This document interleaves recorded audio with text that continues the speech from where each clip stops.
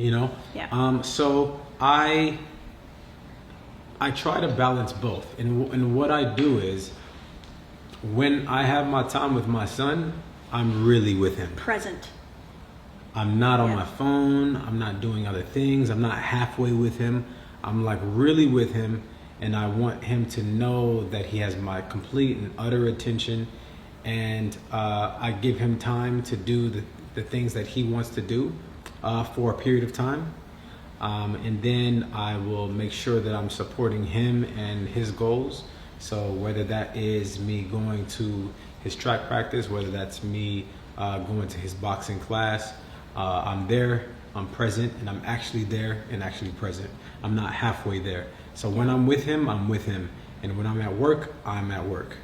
And honestly, with that being the overarching kind of idea, I do the best that I can, you know, and that's all that we can do as loving parents. I would love to add to this too. So I am a mother. I have 2 daughters. They're 11 and 13, Mason and Reagan. They're the most beautiful, special girls to ever live, in my opinion. And I am a very driven and motivated woman, and my life is devoted to them, and it's devoted to this impact that I'm making. And so I had to kind of figure out this balance of like motherhood and business owner and CEO, and being able to manage both things. One thing that I have learned to do is to not keep my business completely separate from them, but to build my business with them. And so what I mean by that is like, I have this picture of me doing my first master class in my office was a dining room in my very first house. And I have myself set up to do my first master class, similar to what we're doing here. And I had little Miss Reagan on her computer just out of the frame, and she was doing her work. You know, she was doing like her math problems. Okay. And so she felt so inspired to like do her stuff alongside me. And so I've always built my business with my family.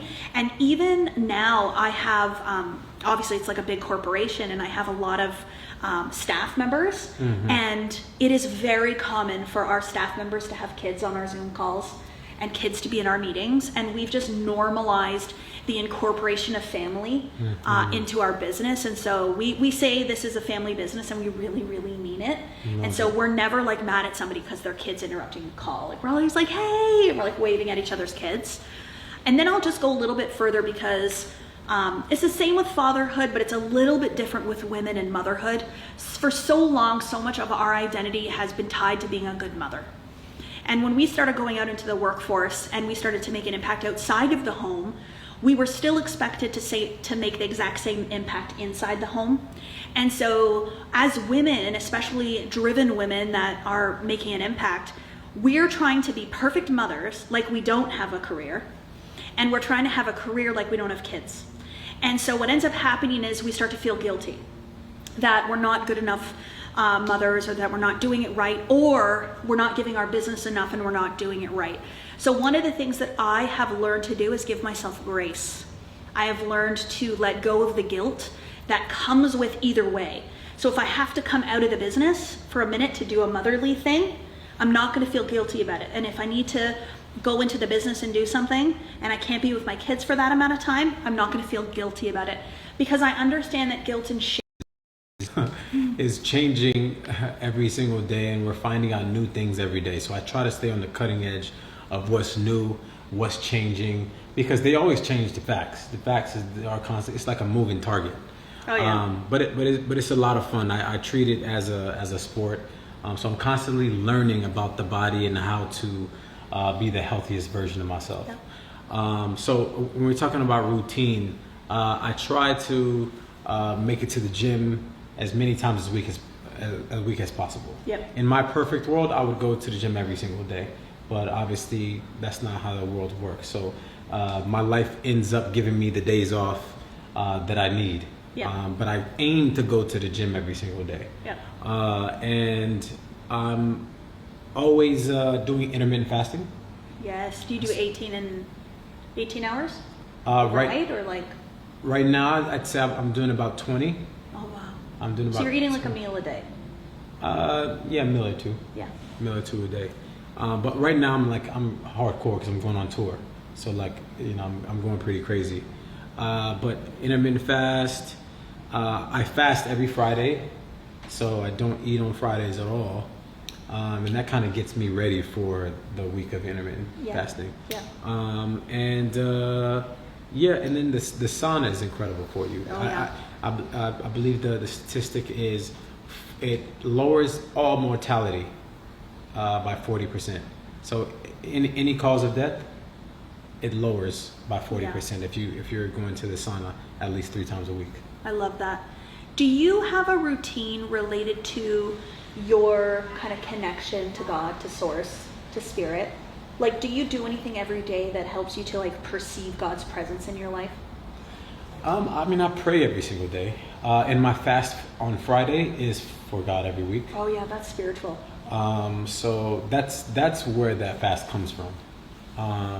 But my prayer every day is as God is my best friend. You know, I go throughout my day and I speak to him and you know I feel like God is the best friend that that anybody could have. So I just speak to him throughout my day. It's not necessarily like a meditation that happens in my day or anything like that. It's like a constant prayer throughout the. And you pray before you do your shows and stuff. I'm assuming. 100%. Yeah. I pray with my dancers, my band, the whole staff. We all pray together, and it keeps everything grounded in. Yeah, I love that. And then one other thing for me, the world is my reason for being. So having said that, then, and knowing that that's like my zone of genius, I want to make sure every day that I'm expressing my reason for being in some way. So whether that's talking to somebody about it or putting value on my Instagram account or talking to the lady in the grocery store about it, just giving the value in some way, connecting to my reason for being every day, it almost keeps the momentum going of living in my purpose. And so it's not something I take a day off from, because I don't teach manifestation, I am the manifestation. And like for you, like you're Jason Derulo, you're not gonna turn it off. Exactly. It's who you are every day as you walk in life. It's your existence. So I would say that that's probably your routine too. I don't know, but that's for me. If I had to tell you my routine, it would be incorporating that in my day somehow. I love that. Constantly. Any other routines? Routine. Basic routine for me. Right now, today, is I wake up in the morning and I get my son ready for school. I take my son to school, and then while he's at school, I'll go to the gym. After I go to the gym, I right now I'm really trying to get ready for the tour, as you know. When does that start? That starts at the end of January. Wow, and that's a European tour? That's European. Just people are probably going to ask you. European tour, okay. Yeah, and other dates as well. But so I start with that, and then I'll do all of my business work before he's off school. Yeah. And then I'll pick him up from school, and then I'll have a couple of hours with him. And then after those couple of hours with him, that's when I dive into the studio. And I make all the magic work. By the way, I'm releasing a Christmas song. Are you? When Yes. does that come out? On Friday. And what's it called? Miracle. Miracle. It's Oh, I called can't wait. Can you play it for me after? I sure will. Yeah. Oh, I get to hear it before you. Yeah. I'm so grateful. Yeah, I think it's this record that's so needed. But then I go to the studio, and then I do the exact same thing over and over and over. Yeah, I love that it's called Miracle, because I talk about manifestation so much, and I always say you have to make room for the magic and miracles of life to be able to come to you. And if you're trying to force everything and you're trying to make it happen and you're gripping something so tightly, you're not making room for magic and miracles. So soften your grasp, touch it lightly, be in the energy of what you would love, and say a prayer of thank you and let that miracle come. So Absolutely. Beautiful title. Can't wait to hear it. Yeah, and what I've noticed with a lot of the more successful people that I've come across, and I come across a lot. They're very pleasant, loving people, you know, and they're really pleasant to be around. And it's almost like they are coming from a place of gratitude and are just so thankful, and they want to exude love, you know, for lack of a better term. For instance, like they'll go to their house and they'll be like, my house is your house. Yeah. Like please make yourself at home. Can I get a drink? No, please. Get something from the fridge. That's your fridge. Yeah. I felt that coming here for the first time, being at your house. I felt very welcome. Oh, good. Yeah. Good. Yeah. Well, I think if we understand that when you're in a state of gratitude, you call on more things to be grateful for. And being in gratitude is actually your connection to source. Like the gratitude vibration is the God energy. And so the more thankful you are, you attract more things from that frequency. But when you have a grateful mind, because your mind will always see what it looks for. It doesn't see what's really there. Like we have to understand that. So like if I were to ask you to find the color blue in this room,